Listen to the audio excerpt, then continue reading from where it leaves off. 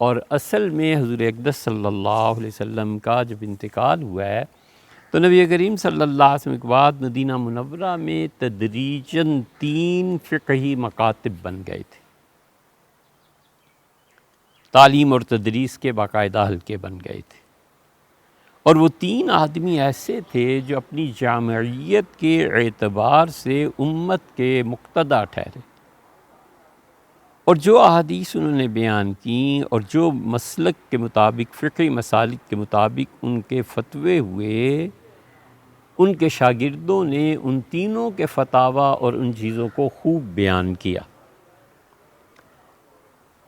یہ علی بن مدینی کا نام تو سنا ہوگا، علی بن عبداللہ مدینی، یہ 234 ہجری میں حضرت رحمۃ اللہ کے انتقال ہوا تھا۔ انہوں نے ایک جملہ لکھا ہے، الحدیث میں مل جائے گا، انہوں نے کہا حضور اقدس صلی اللہ علیہ وسلم لم یکن من اصحاب رسول اللہ صلی اللہ علیہ وسلم من لہ اصحاب، حضور اقدس صلی اللہ علیہ وسلم کے صحابہ کرام رضی اللہ عنہ میں کوئی ایسا شخص نہیں تھا جس کے مسلک پہ لوگ چلتے ہوں اور اس کے فتوے کے مطابق لوگ فتوے دیتے ہوں، الا ثلاثہ، بس 3 آدمیوں کو یہ شرف نصیب تھا، ابن مسعود کو، زید ابن ثابت کو اور عبداللہ ابن عباس کو۔ 2 عبداللہ ہو گئے، ایک ابن مسعود اور ایک ابن عباس، اور تیسرے زید بن ثابت ہو گئے رضی اللہ تعالی عنہم۔ یہ تینوں ایسے تھے جو ہمیشہ اپنے بڑوں کو دیکھ کر فتویٰ دیتے تھے۔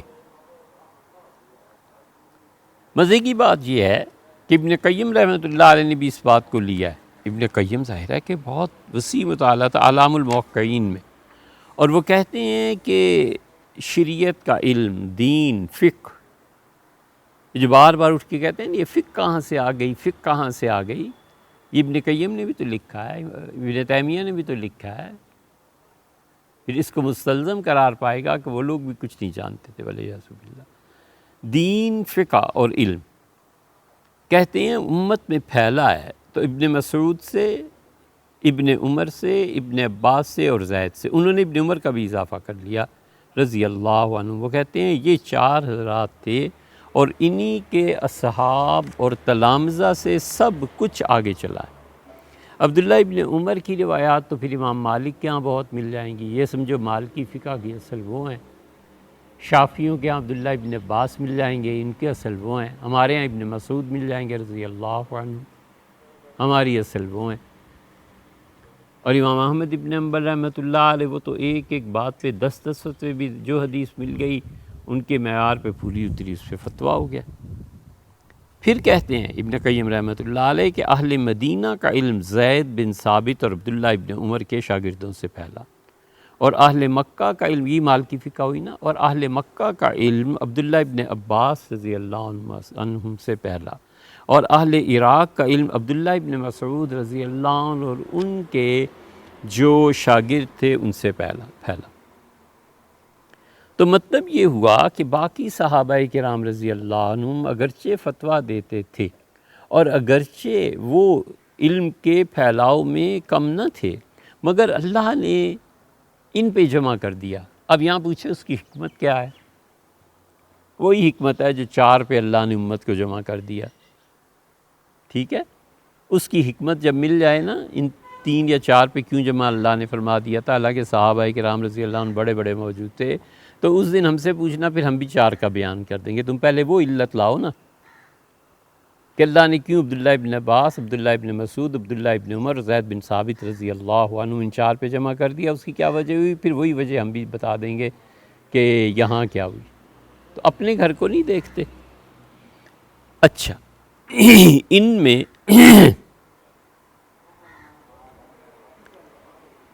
میں یہ جو تقسیم تھی، بڑی اچھی بات اس پہ ابن خلدون نے بھی لکھی ہے، مقدمہ پڑھنا۔ یہ مقدمہ ان کتابوں میں سے ہے جسے بچوں فارغ وقت میں یا کسی وقت میں پڑھنا چاہیے۔ التحریر والتنویر تفسیر میں مقدمہ ابن خلدون، تاریخ میں ڈال دو یا کسی اور میں ڈال دو، کیا فرق پڑے گا تمہیں، اس کو امام شاطبی کو، اور حضرت مولانا قاسم نانوتوی رحمۃ اللہ علیہ، ان کو ضرور پڑھنا، یہ سب ایک طرح کے دماغ ہے۔ مقدمے میں ابن خلدون کہتے ہیں کہ تمام صحابہ کرام رضی اللہ عنہم اس بات کے اہل نہیں تھے کہ وہ فتویٰ دیں،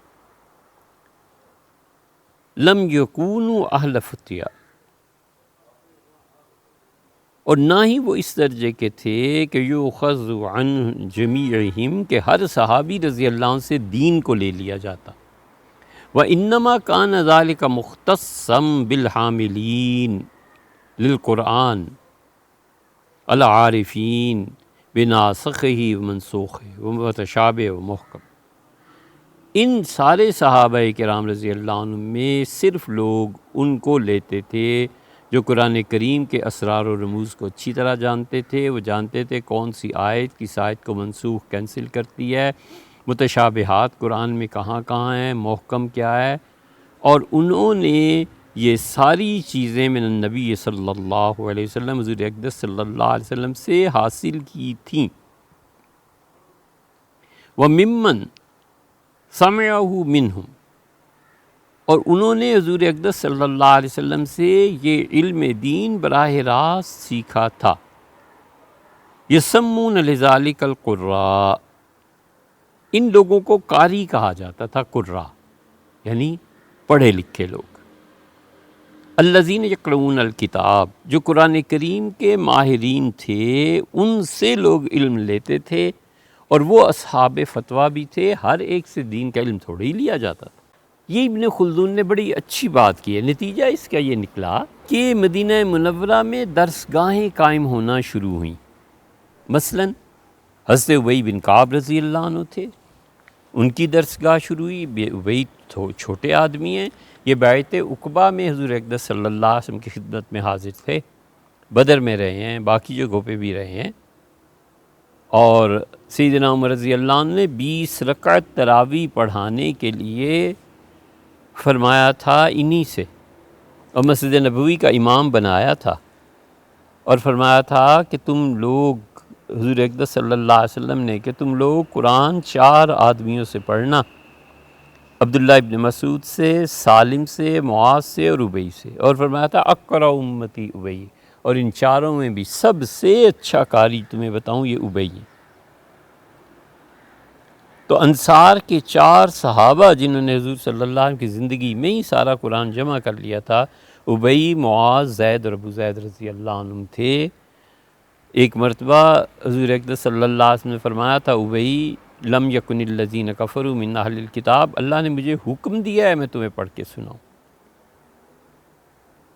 سیدنا عمر رضی اللہ عنہ عام طور پہ انہیں دیکھتے تھے تو فرماتے تھے اقرأنا ابی، ابی سب سے زیادہ قرآن کریم کو ہم میں جاننے والے، اور بڑے بڑے مشکل امور میں ان سے مشورہ دیتے رہے۔ ابی رضی اللہ عنہ اصل میں پڑھنا لکھنا جانتے تھے۔ یہ جتنے صحابہ رضی اللہ عنہ میں نا، کبھی اس پہ بھی تحقیق کرنا کہ ان میں پڑھے لکھے کتنے تھے۔ جتنے پڑھے لکھے تھے نا، مثلا خلفائے راشدین چاروں کے چاروں پڑھے لکھے تھے ہمیشہ، جنہیں آپ آج کہتے ہیں نا ایجوکیٹڈ پرسنس، پڑھے لکھے لوگوں کو حضور اقدس صلی اللہ علیہ وسلم ترجیح دی ہے، اور وہی لوگ تھے جو امت کے قائدین تھے۔ تو اس لیے غامدی قبیلے کے لوگ آئے تھے، سعد بن عبادہ تھے، یہ اصحاب صفہ تھے، یہ غامدی قبیلے کے لوگ تھے، سب ابی رضی اللہ عنہ کے شاگرد تھے، جنت البقیع میں ٹھہرے تھے، اور وہ کہتے ہیں کہ ہم نے ابی رضی اللہ عنہ سے قرآن کریم پڑھا ہے، اور ابی رضی اللہ عنہ سے بہت بہت ان کے شاگرد، اور سیدنا ابو بکر رضی اللہ عنہ کی خدمت میں لوگ جاتے تھے۔ تابعین، تبع تابعین رحمہم اللہ کی باتیں مل جائیں گی کہ دوپہر میں آ کر سب لوگ سو جاتے، پھر حضرت عثمان رضی اللہ عنہ کی خدمت میں حاضر ہوتے، قرآن کی تعلیم حاصل کرتے، اور جب عثمان سو جاتے تھے تو حضرت ابوبکر اور ابی ابن کعب 2 در کھلے ہوتے تھے، ہم جاتے تھے اور ابی رضی اللہ عنہ سے قرآن پڑھتے تھے، اور ابوبکر رضی اللہ عنہ سے ہم دین کا علم سیکھتے تھے۔ ایک آدمی کہتا ہے کہ ایک بزرگ تھے، حضرت عمر رضی اللہ عنہ کے ساتھ گفتگو جاری تھی، تو مجھے حضرت عمر رضی اللہ عنہ کا جو التفات اور محبت ان سے تھی، اس پہ ہوا کہ بڑا ہی کوئی خوش نصیب ہے. تو میں نے کسی سے پوچھا کہ یہ کون ہے؟ انہوں نے کہا یہ ابئی ہیں. میں نے کہا حضرت عمر رضی اللہ عنہ سے کیا باتیں ہو رہی تھیں؟ تو انہوں نے کہا میں تمہیں بتاؤں، اس دن کسی جگہ کی شکایت کرتے حضرت عمر رضی اللہ عنہ کو کہ وہاں کی عوام کنٹرول میں نہیں آتی، قابو نہیں. تو انہوں نے ابئی نے کہا کہ حضرت پھر مجھے وہاں بھیج دیں، وہاں کا گورنر لگا دیں، دیکھیں میں کیسے قابو کرتا ہوں. تو سیدنا عمر رضی اللہ عنہ کہا نہیں، وہی چھوڑو اس بات کو، میں چاہتا ہوں دین تمہارا خالص رہے، بس بچوں کو قرآن پڑھاتے رہو، جو آتے ہیں تعلیم میں لگے رہو، چھوڑو گورنر بننے کو. یہ ساری چیزیں تھیں، بہت چیزیں تھیں. تو ابئی رضی اللہ عنہ کی طبیعت میں ذرا سختی بھی تھی نا. ابئی رضی اللہ عنہ کے ایک شاگرد کہتے تھے کہ میں نے سلام پیش کیا، مسجد سے نکلے تو پیچھے پیچھے چل پڑا، گھر پہنچا ان کے تو انہوں نے جواب دیا اور پھر فرمایا تم کہاں سے ہو؟ میں نے کہا عراق سے ہوں. تو فرمایا یہ جتنے بچے مجھ سے پڑھتے ہیں نا لڑکے، سب سے زیادہ تم سوال کرتے ہو اور تمہارے سوالوں سے میں تنگ آ جاتا ہوں، سمجھے؟ تو وہ اہل کوفہ میں سے یہ غالباً جندب بن عبداللہ تھے. وہ کہتے تھے حضرت کھڑے ہوئے تھے، مجھے ڈانٹ پڑی تو میں نے قبلے کی طرف منہ کر لیا اور میں نے کہا اللہ، ابئی رضی اللہ عنہ جیسے لوگ ڈانٹ دیتے ہیں، میں ان کی شکایت تجھ سے ہی کر سکتا ہوں کہ ہم علم کے لیے اپنے جسم کو تھکائیں، اتنی دور دور سے آئیں، سواریوں پہ سفر کریں، اور جب ان لوگوں سے ملیں تو یہ ہماری طرف توجہ ہی نہیں کرتے. تو ابئی رضی اللہ عنہ نے میرے ہاتھ پکڑ کے جھٹک دیے اور رونے لگے اور کہنے لگے کہ اللہ میں آپ سے وعدہ کرتا ہوں کہ اگر اگلے جمعے تک میں زندہ رہا تو میں نے جو کچھ رسول اللہ صلی اللہ علیہ وسلم سے سنا ہے میں اسے سب بیان کروں گا. وہ کہتے تھے جندب کہ میں پھر جمعے کا انتظار کرنے لگا کہ اب ان کا التفات زیادہ ہو جائے گا اور قرآن تو پڑھاتے ہی ہیں، احادیث بھی بیان کریں گے. تو جمعرات کو میں گھر سے نکلا تو میں نے دیکھا مدینہ منورہ کی گلیاں بھری پڑی ہیں لوگوں سے اور رونے کی آوازیں. میں نے پوچھا کیا ہوا؟ تو انہوں نے کہا اچانک ابئی رضی اللہ عنہ کا انتقال ہو گیا. تو اتنے بڑے آدمی تھے. عبادہ بن صامت رضی اللہ عنہ نے اپنی درسگاہ کھول لی تھی، ان کے مدرسے میں بھی بہت لوگ تعلیم کے لیے آتے تھے. یزید بن ابی سفیان جو تھے نا، حضرت معاویہ رضی اللہ عنہ کے بڑے بھائی، جو مقرر ہو گئے تھے شام پہ، تو انہوں نے حضرت عمر رضی اللہ عنہ کو خط لکھا تھا کہ شام میں ایسے آدمی کو بھیج دے جو قرآن اور فقہ کی تعلیم دے. یہ لفظ مل جائیں گے وہاں فقہ کے، یہ جنہیں فقہ بہت چبھتی ہے نا، یہ جانتے نہیں کہ صحابہ رضی اللہ عنہ میں یہ لفظ کن معانی میں استعمال ہوتا تھا. تو حضرت عمر رضی اللہ عنہ لکھا کہ اچھا میں بھیجتا ہوں، اور پھر معاذ، عبادہ ان کو بھیجا. اور عبادہ رضی اللہ عنہ نے فلسطین میں جا کے اپنا مدرسہ کھولا تھا، وہاں بھی یہ پڑھاتے تھے عبادہ بن صامت رضی اللہ عنہ، اور بہت علم تھا. اور حضرت عمر رضی اللہ عنہ نے کہا تھا کہ عبادہ بس موت تک وہیں رہنا ہے اور وہیں پڑھاتے رہنا ہے لوگوں کو. تو مفتی تھے. اسی لیے کسی نے کہا کہ عبادہ رضی اللہ عنہ کے متعلق کیا کہا جاتا ہے، تو جواب دینے والے نے دیا، انہوں نے کہا کہ تفقہ فی دین اللہ. اور عبادہ تو ایسے تھے کہ اللہ کے دین میں فقیہ تھے، ان جیسا علم کسی کے پاس نہیں تھا. حضرت سعد رضی اللہ عنہ نے اپنا مدرسہ کھول لیا تھا. یہ 6 اصحاب شورا میں ہیں حضرت عمر رضی اللہ عنہ کے چنے ہوئے، اور ایسے جو مستجاب الدعوات تھے. حضور صلی اللہ علیہ وسلم خاص طور پہ کہا تھا. سیدنا عمر رضی اللہ عنہ کے بیٹے تھے عبداللہ. تو یہ اور سعد دونوں الگ ہو گئے تھے، بہت سے الگ ہو گئے تھے. معتزلہ اولا جسے کہتے ہیں نا بچوں، یہ ان میں شامل تھے. انہوں نے کہا علی اور معاویہ، خلافت اور یہ چیزیں ہم کسی طرف نہیں جاتے. عبداللہ ابن عمر کو تو خیر بعد میں بہت افسوس ہوتا تھا کہ کیوں نہیں میں نے سیدنا علی رضی اللہ عنہ کی حمایت کی، کیوں میں گھر میں بیٹھ گیا تھا۔ لیکن سعد رضی اللہ عنہ بھی ایسے ہی تھے، سعد رضی اللہ عنہ بھی ایک طرف کو ہو گئے تھے، مدینہ منورہ سے باہر اپنا محل تعمیر کر لیا، مال بھی اللہ نے بہت دیا تھا۔ سیدنا علی رضی اللہ عنہ سے کسی نے کہا تھا طعنے کے طور پہ کہ سعد اور عبداللہ ابن عمر نے آپ کو چھوڑ دیا ہے، تو انہوں نے کہا اب اس درجے کے آدمی ہیں کہ اگر میرا ساتھ دینا گناہ تھا تو بہت چھوٹا سا گناہ انہوں نے کیا ہے، نہیں آئے میرے ساتھ، ان کے اتنے مناقب ہیں، اتنے بڑے لوگ ہیں یہ کہ بہت چھوٹا سا گناہ ہے، اور اگر میرا ساتھ نہ دینا ثواب کی بات تھی تو ان کی تو زندگیاں ثواب سے بھری ہوئی ہیں، بہت انہوں نے ثواب لیے۔ لیکن ان کے شاگرد کہتے ہیں کہ سعد رضی اللہ عنہ جو تھے نا، ان کے پڑھانے کا انداز بہت مختلف تھا، وہ وعظ وغیرہ نہیں کرتے تھے، وہ عام لوگوں کی طرح باتیں کرتے رہتے تھے اور درمیان میں علم کی باتیں بھی بیان کرتے تھے، یعنی اتنا علم ہو گیا تھا کہ ان کی عام گفتگو بھی سعد رضی اللہ عنہ کی ایک علم کی مجلس بن گئی تھی، اور ہم اس میں سے چنتے رہتے تھے۔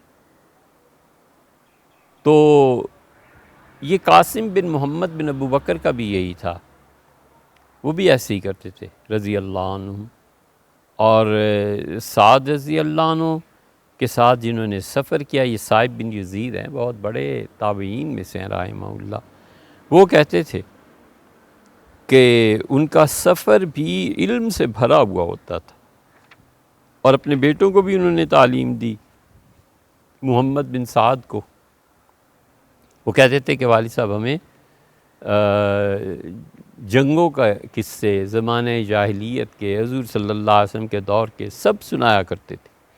برا بن عازب رضی اللہ عنہ نے اپنا مدرسہ قائم کر لیا تھا، برا رضی اللہ عنہ تعلیم دیتے تھے قرآن کریم کی، اور لوگ ان سے یاد کرتے تھے۔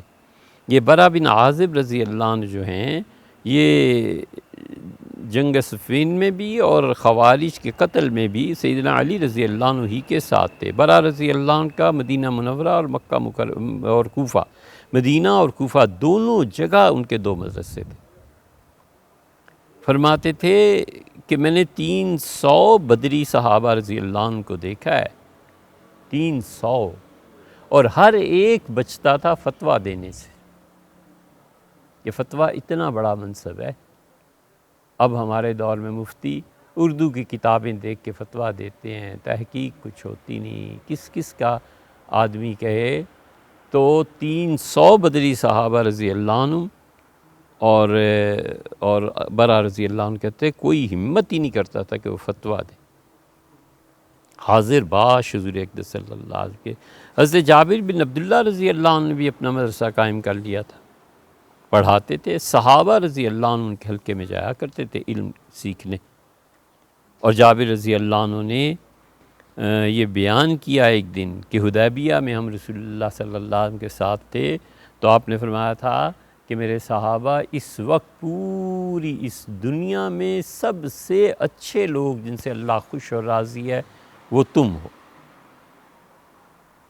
اور پھر فرمایا کہ میری اب آنکھیں باقی نہیں رہیں، تم مجھے حدیبیہ لے جاتے تو میں تمہیں وہ جگہ دکھاتا جہاں حضور صلی اللہ علیہ وسلم بیٹھ کے ہم لوگوں کو کہا تھا کہ اس وقت پوری کائنات میں اللہ کے سب سے قریب تم لوگ۔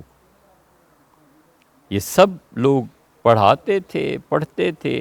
ام المومنین سے عائشہ رضی اللہ عنہ نے اپنا مدرسہ قائم کر لیا تھا، اور ام المومنین رضی اللہ عنہ کا کمال یہ تھا کہ وہ فقہ میں فتویٰ بھی دیتی تھیں، طب بھی بیان کرتی تھیں۔ فلاں بیمار ہو گیا ہے، فرماتی تھی اچھا فلاں دوائی سے علاج کرو، فلاں دوا سے علاج کرو، یہ بھی تھا۔ اور اسی طرح شاعری، اسی لیے تو ہم کہتے ہیں کہ امیر المومنین سیدنا علی رضی اللہ عنہ خطیب تھے، اور بلا شبہ فصیح و بلیغ رضی اللہ عنہ کرم اللہ وجہ۔ اور ام المومنین سے عائشہ رضی اللہ عنہ کا کلام کوئی دیکھے، جمع کرے، اس کی شرح کرے، کمال کی فصاحت، کمال کی فصاحت۔ عروہ ابن زبیر جو بہت بڑے شاعر تھے کہتے تھے ام المومنین عائشہ رضی اللہ عنہ کی شاعری جب دیکھتا ہوں تو مجھے شرم آتی ہے، اور ہم نے تو جب بھی ان سے کسی لفظ کی تحقیق کی انہوں نے لفظ بھی بیان کیا اور ساتھ شعر بھی پڑھا کہ یہ شعر میں فلاں جگہ فلاں لفظ فلاں نے استعمال کیا، دیکھو۔ اور بڑے بڑے صحابہ کرام رضی اللہ عنہم یہ وراثت کی تقسیم میں ام المومنین حضرت عائشہ رضی اللہ عنہا کے پاس جاتے تھے اور ان سے فتویٰ لیتے تھے، حالانکہ وراثت کی تقسیم کوئی چھوٹی سی چیز نہیں ہے، اور برابر فتوے دیتی رہی ہیں۔ عمر رضی اللہ عنہ کے دور میں، عثمان رضی اللہ عنہ کے دور میں، یہ جو ان کے بھتیجے قاسم بن محمد ہے، محمد بن ابو بکر کے بیٹے، بڑی محبت تھی ام المومنین رضی اللہ عنہ کو اپنے بھائی سے بھی۔ ان کے بیٹے قاسم کہتے ہیں کہ وہیں بیٹھا رہتا تھا، خالہ کے پاس ہی رہتا تھا، اور لوگ دور دور سے مختلف جگہوں سے آتے تھے اور آ کر ام المومنین رضی اللہ عنہ سے علم حاصل کرتے۔ حضرت ابو ہریرہ رضی اللہ عنہ کا اپنا مدرسہ تھا۔ یہ سب چیزیں مدینہ منورہ میں تھی۔ اتنی طویل اس لیے بات کی ہے کہ تم یہ نہ جانو کہ اس زمانے میں مدارس نہیں ہوتے تھے، یہ سب لوگ پڑھاتے تھے۔